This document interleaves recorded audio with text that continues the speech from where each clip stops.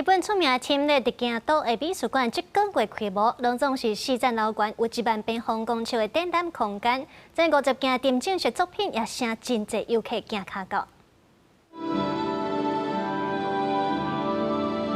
伫咧暗摸摸，敢若是山洞内面的空间，体验无形、色彩缤纷、灯光、音乐，抑个气流共同建构出来立体式艺术作品。以跨领域活动科技，定正式体验出名的艺术团体 Team Leopard， 伫京都上演第4个也是上大的常设馆。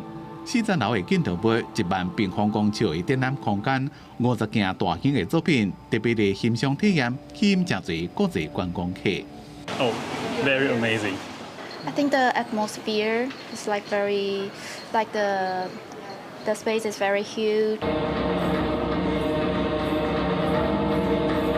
美术馆的展览主题是 BioVortex， 生命甲河流2个词共同所营造的意象，互观众直直敢若以生命为主题的艺术空间，主动或者是被动的感受生命敢若是假粒仔同款伫咧流转的世界。除了原本真有名的旧作品以外 ，Team Leopard 也有真侪用无共触感媒体建造的新作品，像敢若是粉同款铺伫咧半空中的雪文坡、发光的球体，一个龟龟。甲京都的传统风格甲未来科技难做伙。I think it met our expectations and it was very cool. We've never been to something like this, and definitely not back home in the States.